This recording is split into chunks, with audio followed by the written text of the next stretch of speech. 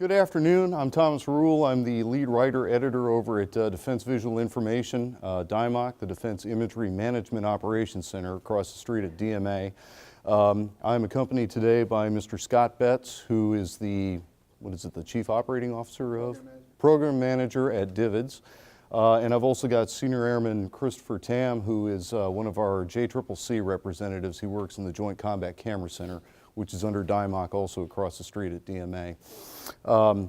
Today we're going to give you an overview of what DVI and DIMOC are, along with the JCCC, and what they can do for you as public affairs officers. We're also going to give you an overview, the second portion of this, from Mr. Betts. He's going to go over the intricacies of DVIDS and how to use it to maximize your use of it, if you will. As you go out into the field as a newly minted public affairs officer, DVIDS is going to be a key portion of your day-to-day existence. So without further ado, we'll jump into it, talking about Defense Visual Information. There is a lot that DVI and DIMOC does. DVI, Defense Visual Information, is the proponency head of visual information within the Department of Defense. DVI sets the policies, solves problems, takes queries from the field, and sets that into policies and regulations and DoD instructions that govern how VI is used within the Department of Defense. It's not something that we just set and forget. It's something that's constantly evolving as we get new technologies, such as drones, new types of video coming in, 360 video, things like that. They actually have policy implications that DVI has to look at and figure out the best practices for the DoD. Under DVI is DIMOC, the Defense Imagery Management Operations Center. We are sort of the boots on the ground, if you will, for the day-to-day management of all the visual information that comes into the Department of Defense. So just to walk through these very quickly, for anybody out there in the field in the DoD, we can find imagery of DoD operations as well as other stock imagery that's been produced by the DoD. A lot of this, if it's current, it can be found at DVIDS. Archive stuff that has been generated over the past many decades, more than a century, can be found in the DoD Digital VI Archive. Facilitating timely VI transmission. If you're out in the field, you're on an operation, an exercise, people in the JCCC are the point people who will assist you with getting that information, that visual information, to the right place as quickly as possible. A lot of it's going to be great for public affairs use, but we also take in the imagery that's used for strict documentation. Imagery that can be provided to DoD senior leadership, joint chiefs, and so forth in briefings. And we've got a prime example of one of these images for you. Duplication and distribution of productions. So for example, if you have a production from the Army about how to salute 101, the kind of thing that they show at basic training, that is a production that in many cases gets into DIMOC. And we have a services center in Tobyhanna, Pennsylvania. They're able to locate that video for you, or whatever training video you may need. We can help you locate that and get you copies of that so that you can use it for whatever activity it is that you need it for. We provide weekly status of combatant command operations. This helps the combatant commands understand what VI assets are in the field worldwide, whether this be public affairs, MPADs, combat camera, anybody who wields a camera. This gives everybody a good situational awareness of who's got what at any given time, and also lets the combatant commands themselves know what's going on in their own AO. Locating VI teams worldwide. The JCCC, as part of DIMOC, can find the assets that you need if something is going to happen in the future, whether it's an exercise or an operation, something you would normally know about 6 or 9 months out in advance, or if we have a contingency, say a hurricane hits somewhere in the Pacific and our forces go to help, we can get combat camera people in there to assist your unit, your combat command, with documenting the good things that we're doing in those locations. Sending requirements to combat camera goes hand in hand with that. We will talk to whatever unit foresees a need for combat camera support, get all the particulars, the 5 Ws, if you will, We relay that to our combat camera program manager. At this time, his name is Commander Cotton of the U.S. Navy. We'll go to the right people, identify the resources, come back through the JCCC, and work with that unit to get them the support that they need. Number 7 is got an asterisk on it. We used to correct a lot of the captions and metadata that came directly to the JCCC. It involved a lengthy contract, was quite an outlay of money. Over the past few years, VI personnel, Combat Camera Public Affairs, have gotten a lot better with the concept of captioning and metadata, which is a huge part of our record keeping and our documentation process.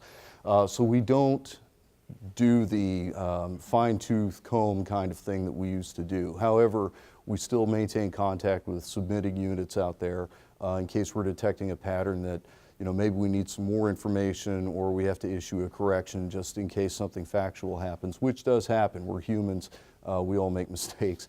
But part of that is quality control for the DoD and also to help you and your subordinates out and your colleagues just with whatever's coming up and maybe identify anything that we can help you with. Archiving VI records. This really is the crux of what we do. Everything that comes in through the Joint Combat Camera Center and through other avenues into DMA becomes a part of the DoD historical record. So to summarize that, we preserve DoD visual history. You can find imagery and video that goes all the way back to the very early 1900s. Those of you who are into history, you would love a site like this. Provide training on transmission and digital asset management systems.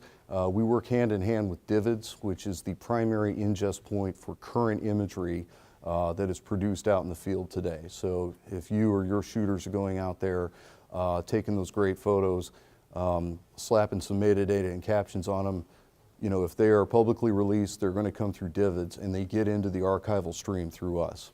And then providing key VI policy and training documents. Again, that goes back to the DVI portion of it, sort of the broad view, the 50,000-foot view of why we're here, how we're going to do this, and what we can do to make it better. I've talked about defense visual information. We're going to talk about VI architecture, sort of the flow of imagery from wherever it is generated to all the way to the National Archives. I'm also going to hit on the various directorates within DMA and the specialized management of VI that they do on a daily basis. So I had talked about imagery that has impact. I had talked about briefing the Joint Chiefs of Staff, things of that nature. Several years ago, you probably remember we had Hurricane Sandy coming up the East Coast. And during Hurricane Sandy, we realized, we the DoD, that we were going to be tagged to help out the various locales with getting power back on, engineering assets to help people rebuild, those kind of things. This image that former President Obama is holding was taken out in, actually this is taken in New York, but the story started in California. That's where the truck came from that you see coming off of the C-5. The person out in California who was overseeing loading that particular aircraft realized that there was a message that could be encapsulated in a great photo. And the aircraft had been loaded in a different order. And the guy said, wait a minute, wait a minute, wait a minute. What we're going to do is we're going to pull everything out and reorder this stuff. And that's going to be the last one to go onto the aircraft. So that when it lands in New York and the nose comes up, the first thing that people see is the power truck coming out of there. Because that's the one thing that people needed big time. So that was thinking on their feet, being proactive, realizing where a good message comes from. And that image, as it turned out, wound up in the hands of the President as he was getting briefed by then Secretary Napolitano of Department of Homeland Security. So thinking forward like that can help you guys a great deal, and it provides the right message to the people who needed help at that time. A couple of quick notes about our various directorates and the locations where they are. The first one I have here is the Services Center. They're located at Tobyhanna Army Depot in northeastern Pennsylvania near Scranton. These folks take customer service calls having to do with DVIDS, with the DoD Visual Digital Archive, the training productions that I had talked about, policy questions, technical issues, anything that has to do with the creation, transmission, and archiving of VI. They're there Monday through Friday, regular business hours Eastern Time, and they will fulfill any customer request, or they will find the person who can do it. They're very efficient, they do it quickly, they liaise with the rest of DMA, and we collaborate to find the answer that you or your colleague may need at any given time. Our record center, third line here, they're located in Riverside, California, right outside of March Air Reserve Base. This is where our physical imagery winds up going. I'll talk more about physical imagery later. They also host the DoD Digital VI Archive. Joint Combat Camera Center, as I talked about, we're the day-to-day belly button, if you will, for coordinating the transmission and production of imagery and getting it back into the hands of a place where it can be distributed to those in the DoD who need it. We work all of the current stuff that is being done at any given time. We're staffed from 0630 to 2300 Monday through Friday Eastern Time, but we have an on-call person every weekend and during the night. And then of course there's DVIDS. I'm going to leave that to Mr. Betts later on. DVIDS is really that central ingest point for most of the VI that's taken on a daily basis, the publicly released stuff. Don't want to get too deep into this, but a couple of documents that you should be familiar with. I'm sure that by this point in PAQC you've already heard it. 504002 is sort of that umbrella document that covers the true definition of what is VI and what goes into VI and how do we manage it. There was change 1, which was issued last July. There is going to be a rewrite of this document sometime in the next year or so. I don't have an exact date, just something to be looking out for. 504007, Visual Information Productions, is actually going to get rolled into that next iteration of 504002. And again, it's going to be, I think, sometime later this year. The DoD Captioning Style Guide, I think that everybody has already seen that by now. The point of the DoD Captioning Style Guide is to cover those military issues and the procedures for submitting military imagery, DoD imagery, that AP obviously doesn't cover. A quick note on that, the name of the DoD Captioning Style Guide is going to change, or technically has changed, and with the next edition of it later this year, it's going to be known as the DoD Visual Information Style Guide. And the reason for that is we cover a whole lot more than just writing captions. There's metadata, there's transmission, there are some of the finer points of the difference between FOUO and released, photographic ethics, and a host of other issues that are covered. So this is a pretty basic graphic representing sort of the flow of imagery throughout the world, if you will. We've got our various sources of imagery, whether it be live broadcast, combat camera, public affairs, other VI assets. Most of that stuff is going into DVIDS. That is the publicly released stuff that's been signed off by a PAO. I should add another sort of dotted line. Things that are FOUO and even secret, yes, we can take secret, those can be sent directly to the JCCC through the appropriate channels. So if it's secret, obviously it goes on SIPR. FOUO items can go on regular email or through AmberDeck Safe. Does everybody know what AmberDeck Safe is? I'm sure most people do. Again, most of that winds up in DVIDS. A good number of those images go to your corresponding services CCP, particularly with the Army and the Marine Corps. They work in DVIDS. They will intercept that imagery, give it the old once-over, and then put it back into circulation within DVIDS so that it's available to the general public. Through DVIDS, it's made available to the media and the various publics, and to anybody else who may want to see that. And Mr. Betts is going to talk about the finer points of that soon.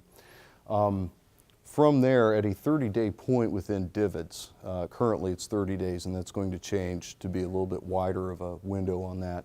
A copy of those images are taken out of DVIDS and put into our system, and this is the long-term archiving. And this is the stuff that much of which is going to wind up in the National Archives at some point. We do a transfer every 5 to 6 years to the National Archives. They come in, they look at our holdings, determine what they think is a permanent record, and then it goes to the National Archives and it stays there theoretically forever. Imagery that we have in both DVIDS and DMA are various other systems. We do share those with OSD, NATO, Department of State, Department of Homeland Security, and other government agencies on a daily basis. One thing I wanted to make sure that everybody understands, do we have any Coast Guard personnel in the room? Outstanding. All right, very good. Coast Guard, not to single anybody out, Coast Guard and DMA have a memorandum of understanding, so all of that imagery that the Coast Guard generates also goes to JCCC. All right. All right, these are just the main contact points for DVIDS, and Mr. Betts is going to talk about those in greater detail later on.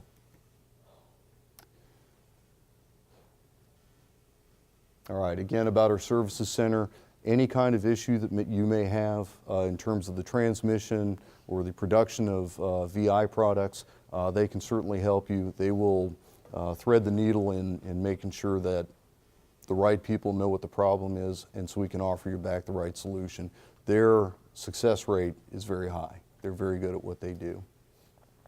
Our phone number, PH-DIMOC, or 743-4662, that's an 888 number. That's available on dimac.mil. There's also an email address that just changed as of today. This is brand new information. That email is also on dimac.mil, and there's a form that you can fill out. So if you do it during the day, you're going to get an answer very quickly. Record Center, I just wanted to show you a quick picture of the inside of our Record Center. This is what's known as the ASRS. Unfortunately, I don't know exactly what ASRS stands for. All I know is it is a very large warehouse with a robotic sort of arm thing. You know, everything is barcoded, and the computer knows where a particular physical asset is. So you type in the barcode of that thing, that computer goes right to where it lives, picks it and pulls it, brings it back. This is how our people out at Riverside digitize physical imagery that we get, and I'm going to talk a little bit more about that later on, as in right now. Okay, physical imagery. Is there anybody out there who's aware of, back at their home unit or anywhere you've been previously, of a large group of physical imagery? We're talking stuff that's sitting in boxes, sitting in desk drawers, sitting in warehouses. I knew I'd see a few hands going up. Most of this stuff, and in some cases all of it, is still considered a Department of Defense permanent record. Sometimes it'll be considered a temporary record. If that stuff is just sitting around gathering dust, we are the organization that will take it off your hands and digitize it and make that available on the DoD Digital Visual Information Archive. I'm going to turn it over to Senior Airman Christopher Tam. Good afternoon, everyone. Senior Airman Tam. So here's a list of all our planners. Basically, our planners are assigned to a combatant command, and they assist whoever's assigned to that combatant command. We assist in creating feature pages. If you have any troubleshooting issues like uploading the DVIDs, we can help you with that. Amber Deck. We also assist in combat camera planning. If you want combat camera to cover your event or an exercise, you can go through us. Commander Cotton, he's the liaison for combat camera. Good afternoon.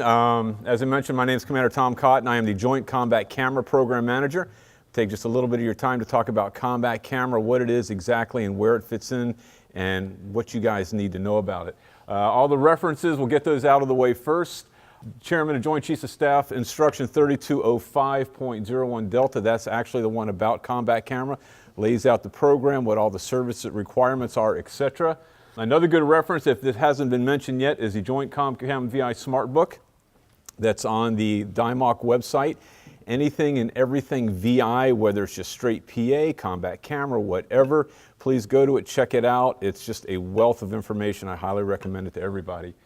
Combat camera, when you get out in the operational world, combat camera is always in the Appendix 10 of Annex C, which is the Information Operations Annex of COM plans and O plans. Anybody know what the PA Annex is?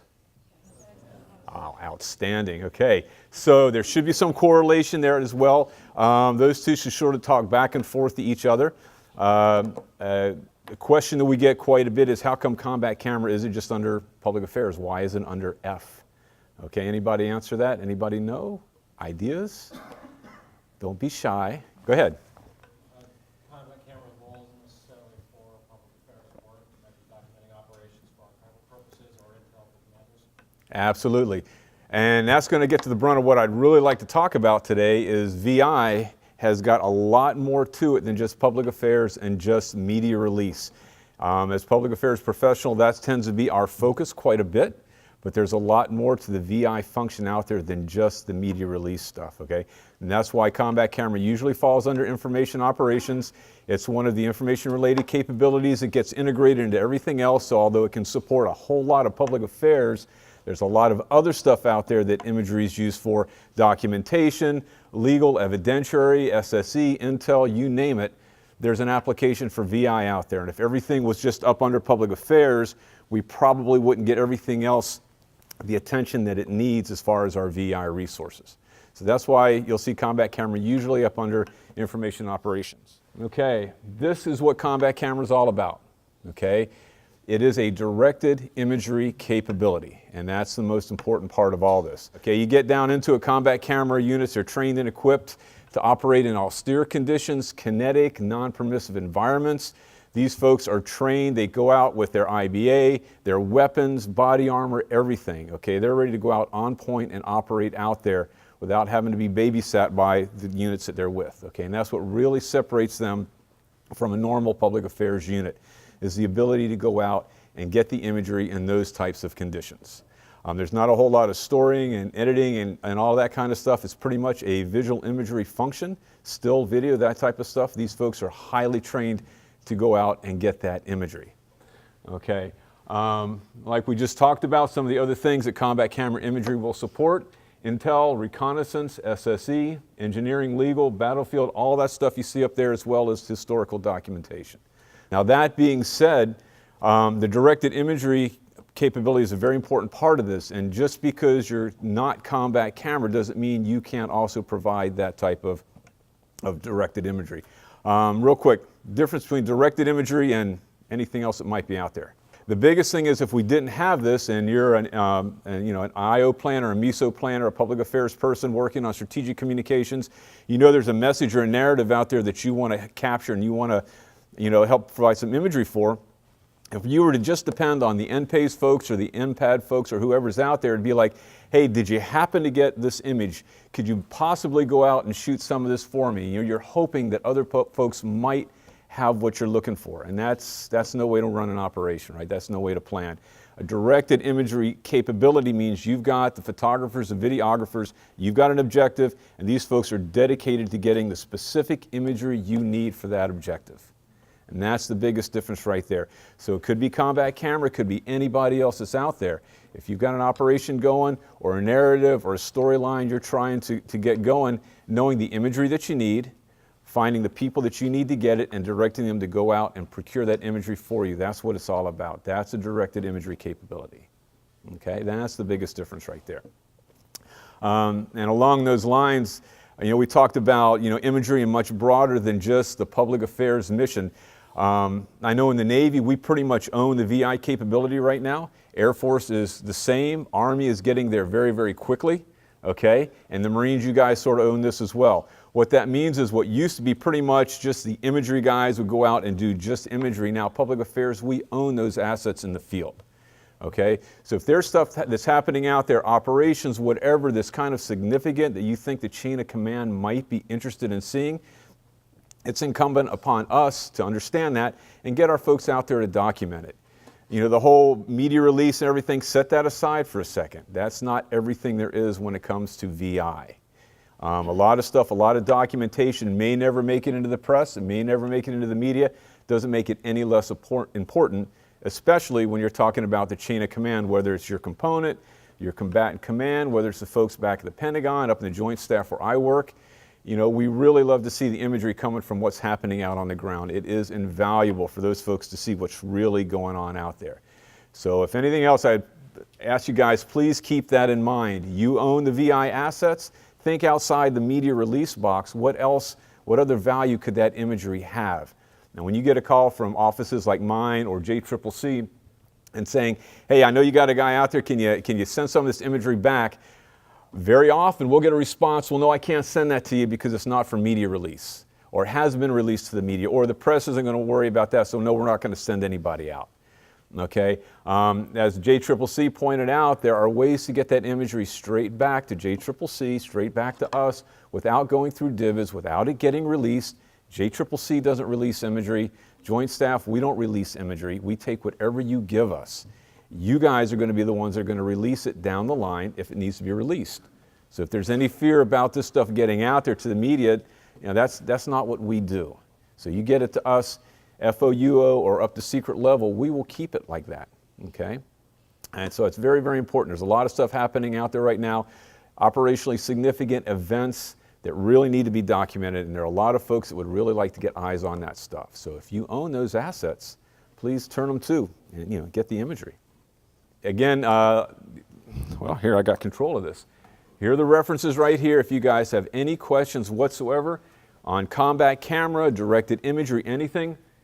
DMA-DVIDS, the smart book. There's my contact information up there. Also the LNOs at the JCCC.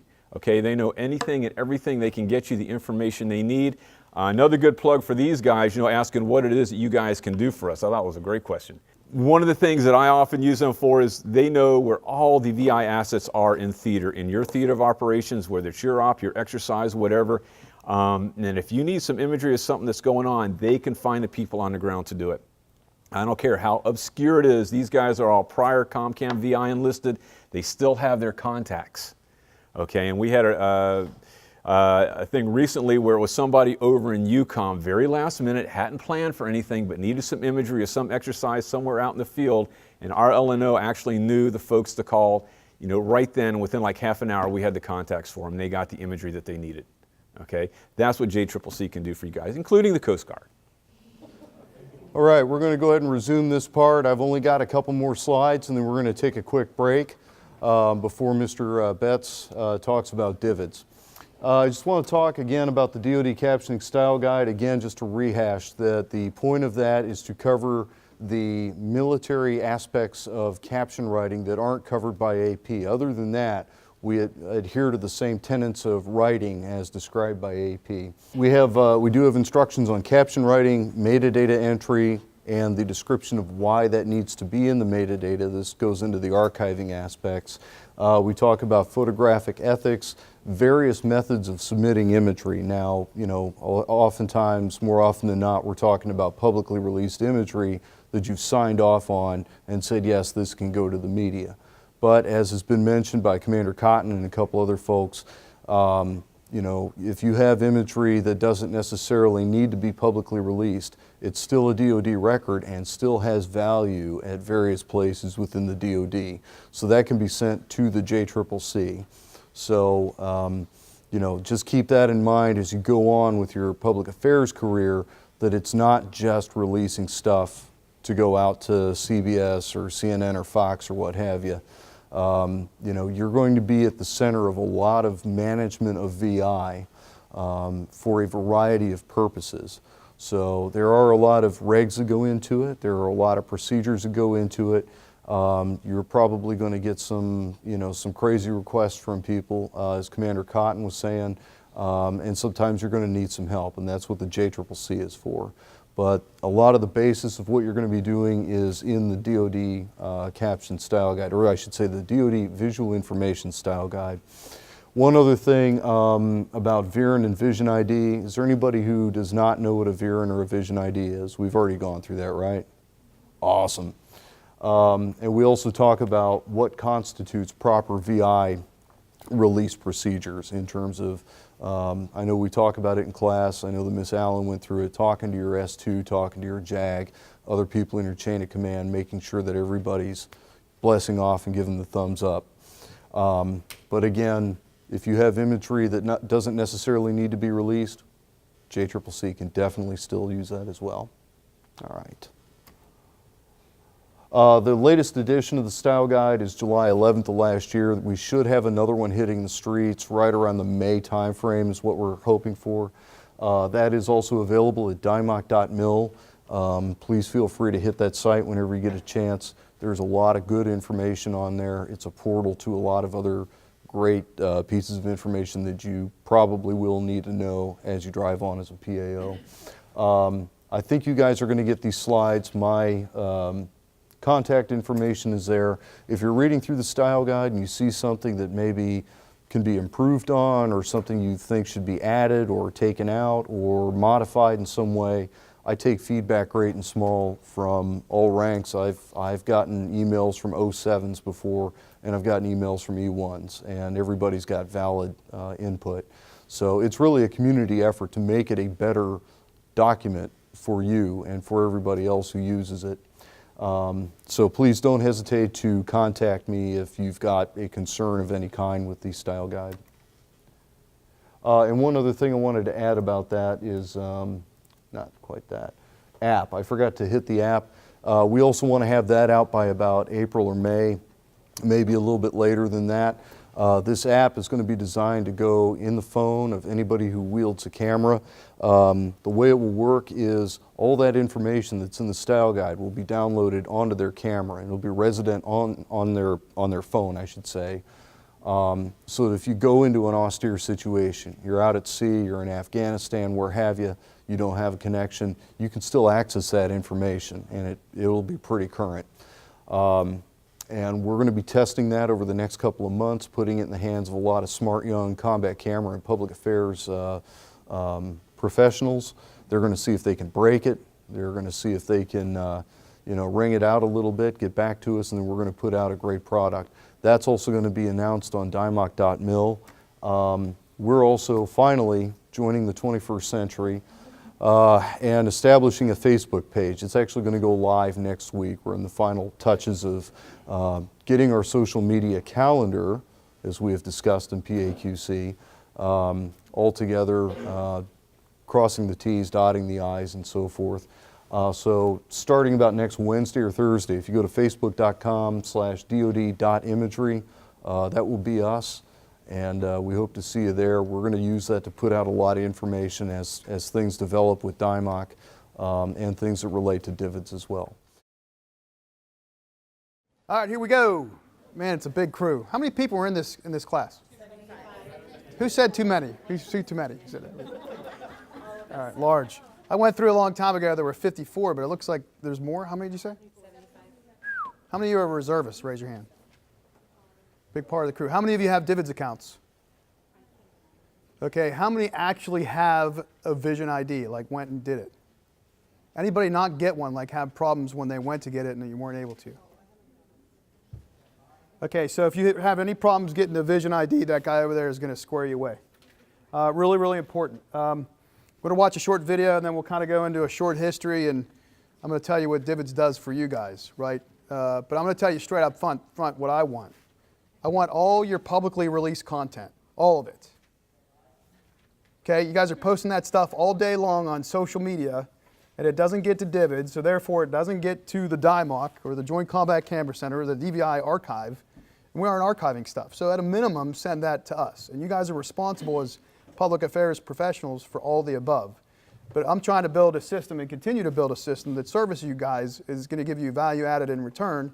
So what I want you to tell me is what I owe you. Okay, so here we go. Here's a short video on what DVIDS does. It's 2 minutes long.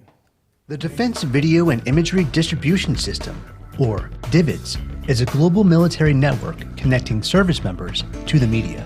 You tell the story, we tell the world. Register and subscribe here for specific content and gain immediate access to millions of photos, videos, news stories, and audio products from military operations around the world. From combat to humanitarian relief, all content is free to download and use. Searching is easy, and you can use several filters to narrow down your search.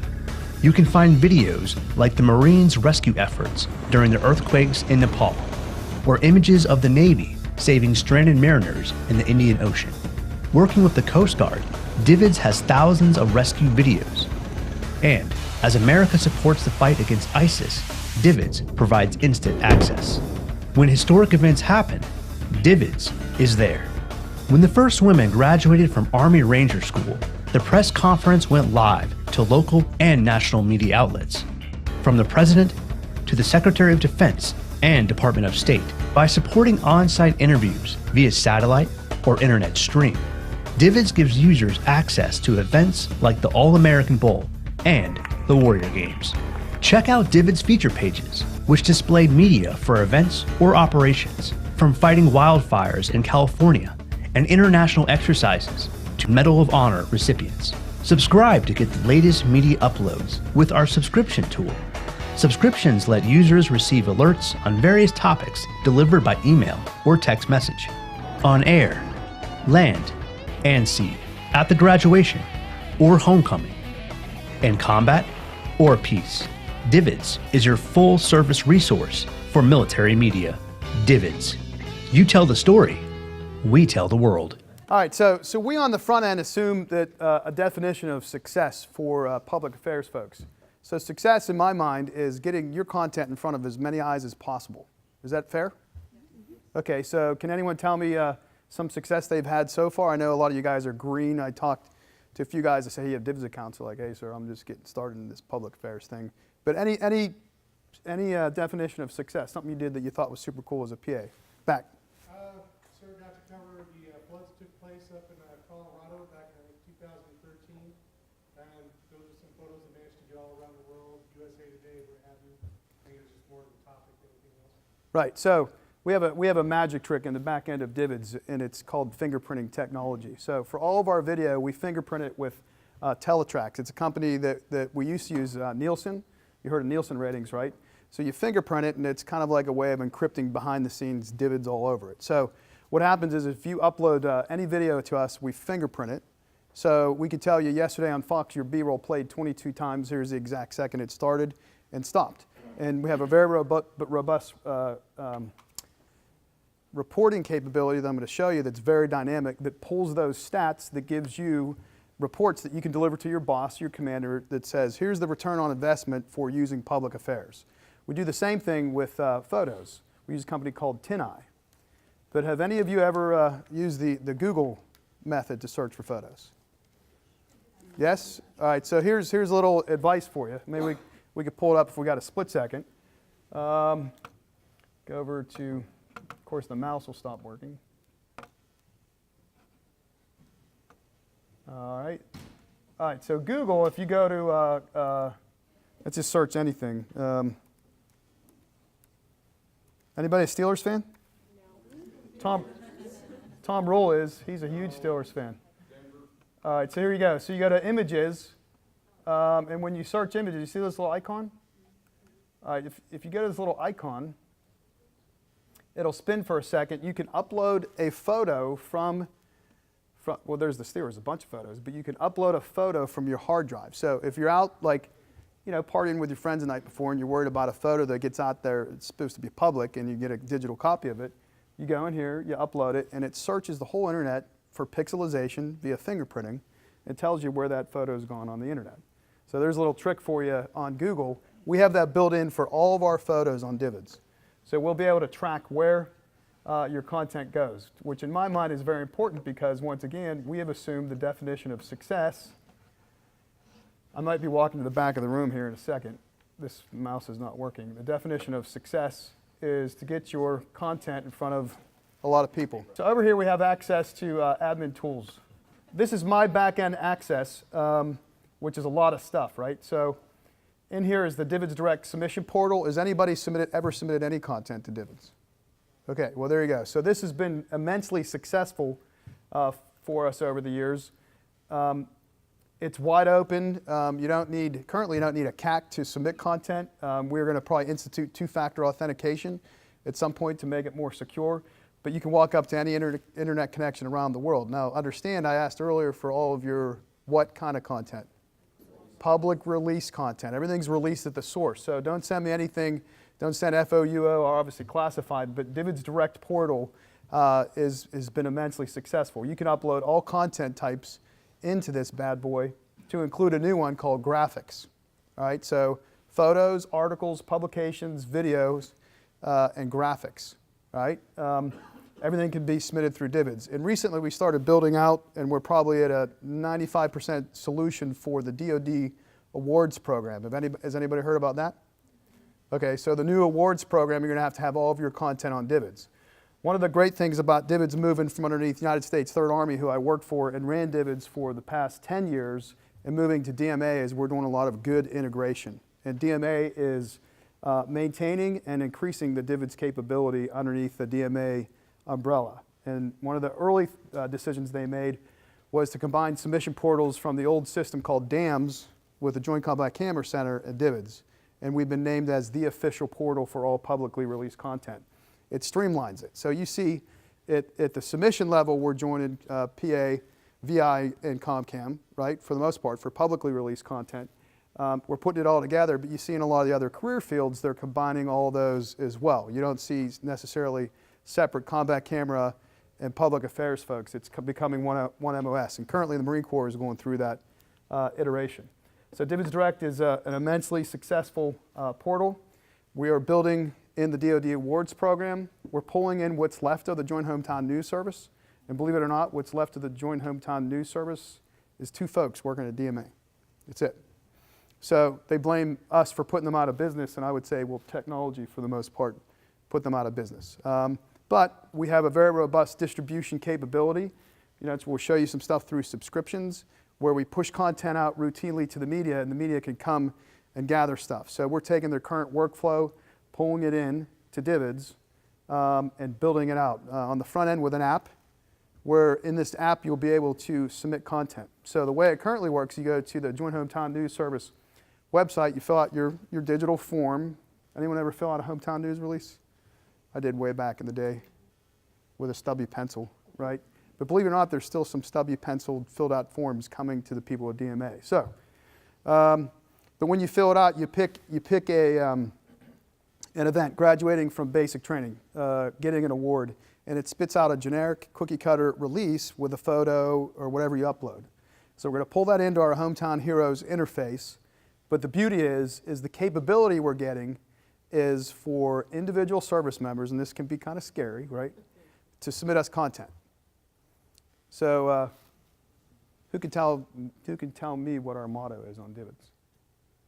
I normally have $5 to give someone. What? There you go. There you go. So a veteran. But you tell the story, we tell the world. So we want people to be able to tell the story. Public affairs can tell the story, and combat camera, whether they admit it or not, tell the story by accident, right? They take a really good photo, right? And it's not necessarily meant for public release, it's meant for something internal. But man, that good photo or that quality photo gets out and it tells the story all day long. So why not reach out to the regular service members? I'm a little scared about letting the Marines submit stuff, but and let them submit content that comes in, is reviewed by a PAO for release. Just think what you can do with that, right? So anyone ever watch that movie Avatar? They're all blue or whatever. So end of the day reports, you as a PAO set something up and you say not through this portal, you know, be clean, be OPSEC good, and you put it out there. Because there's a lot of people already doing this stuff on YouTube and other places. Why not create something that's creative, more modern, and able to move us forward? Another thing we're working on right now, it's in beta testing at the final stages, is a live app, a DVIDS live app. So it's a lot like Periscope. It has a delay. It's not meant for interviews, but you can go DVIDS live, and that app is brought into the talk. And then we turn around, we can broadcast it on Galaxy 23 C-band for the media to pull down. We can web stream it. Anytime you guys want to do live, we can pull it in, push it into your Facebook page or other social media platforms.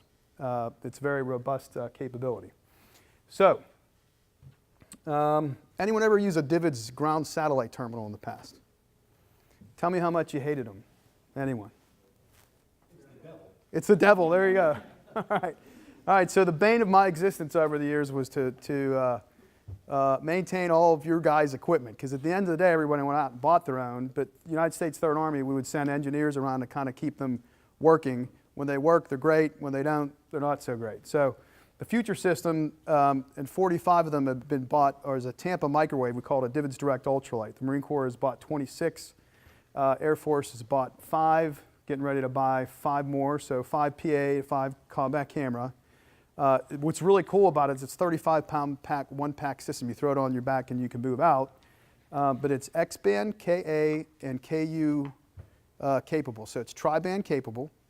X and KA are government WGS certified. So our future is going to be operating on government networks, but we're able to pull off live through that, 1080p live, through our HD encoders. So that's the future. You know, if any of you guys are interested in that for units, you're probably not. You can contact me and I'll push you to the contract that takes care of it. But we no longer are in the business maintaining any of your equipment. So we push you to a contract where you get all that stuff and it's plug and play with DVIDS. There's a lot of different ways to do live. The HD encoder kit that's available, and you can even call us and we can overnight it to you and you can plug it in and go live, is called a DVIDS Direct HD encoder kit, currently powered by Streambox. So the beauty is, years ago with the old system, which is 4 cases, 350 pounds, what'd you call it, the devil? It was it's a man-portable, unmanned portable. The unmanned portable system, right. That system and the new systems has a place where you can plug a Cat5 line into.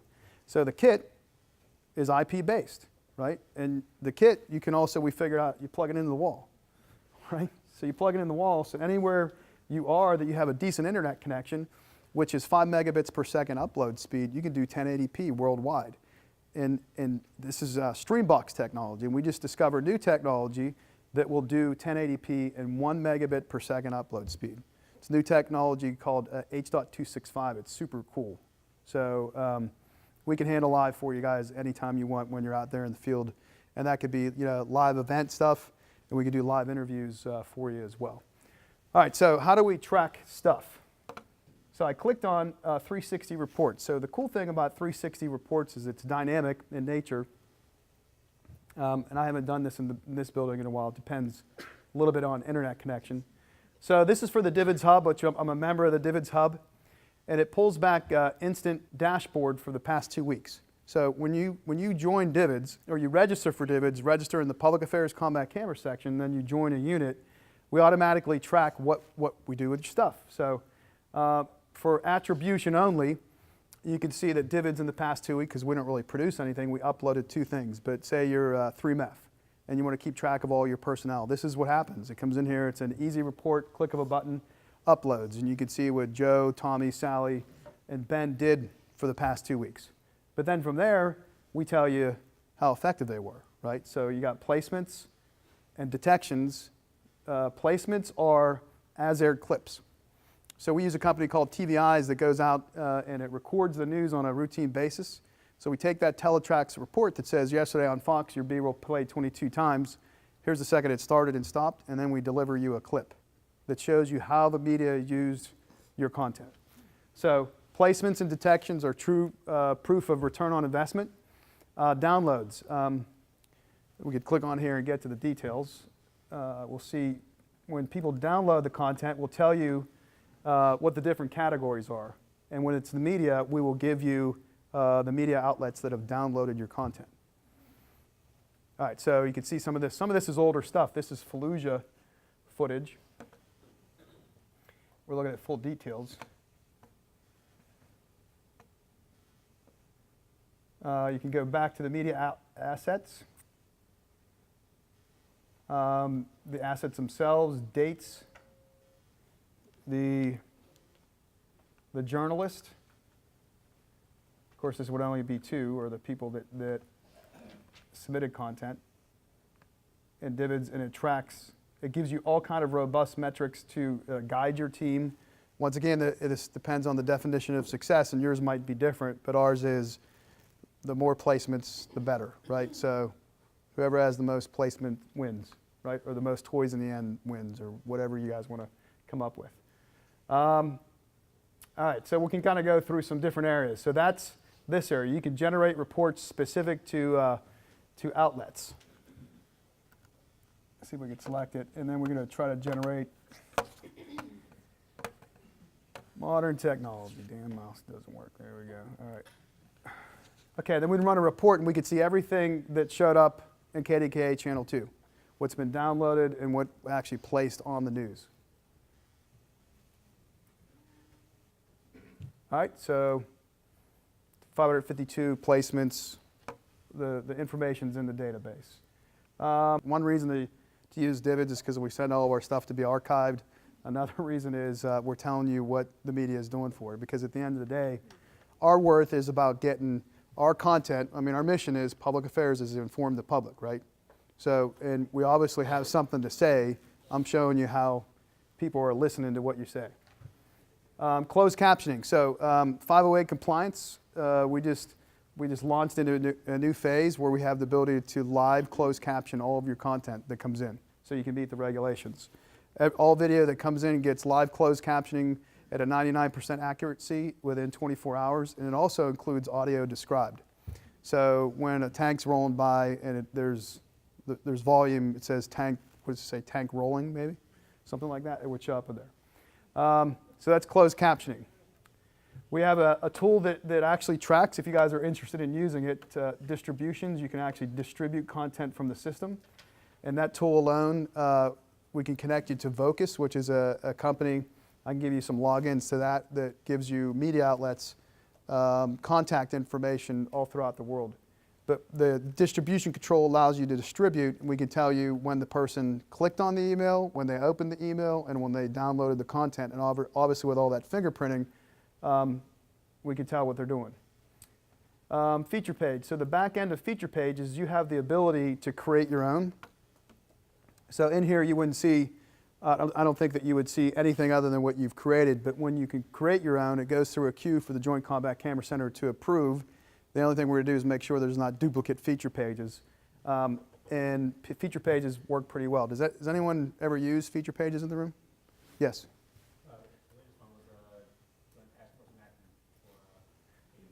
Okay, so let's go look at that on the front end. Up top, features, and we're going to search. You say Matthew? I can't see what I'm typing. What did I type, Meme? Dude, what? What do I need? H-E-W. I'm getting blind too in my older age. All right, so it was kind of interesting. There were two that were put out and requested by two different organizations. Which one was yours? The actual joint task force, not the clinic side. All right, so here's how it works, right? In here, we come up with a common tag. It's determined by the person that comes up with the feature page. And then it's communicated to the group, and as content flows into DVIDS all throughout the world, we tag it, then it shows up on the feature page. We've just recently built in backend controls that allows you to put what you want on the front page, like the first 12 items, which is good because DVIDS has been real good over the years at taking everything. We create feature pages that everything shows up, but it doesn't mean that it's all good, right? So what you want the public to see, you have control to put on the front page. And then you have the ability to subscribe to the feature page. All right, so I'm going to click on this, and in the back end, I just subscribed. So I'll show you what that means. Do our airmen get taught this stuff? Do your airmen? Broadcasting or? There are some of this is taught within the classes. I don't know where it's taught across the board. I teach it here.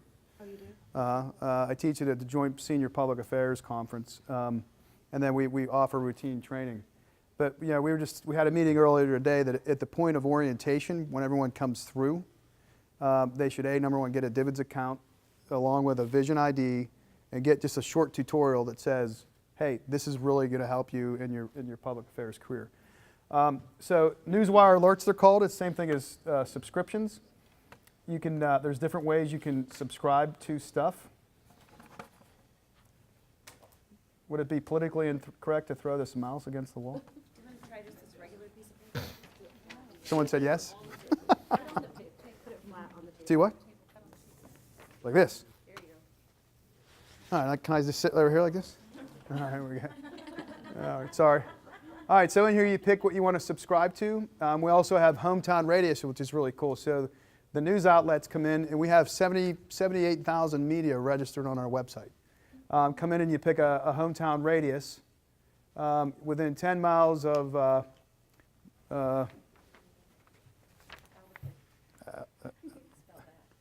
how do you spell Albuquerque?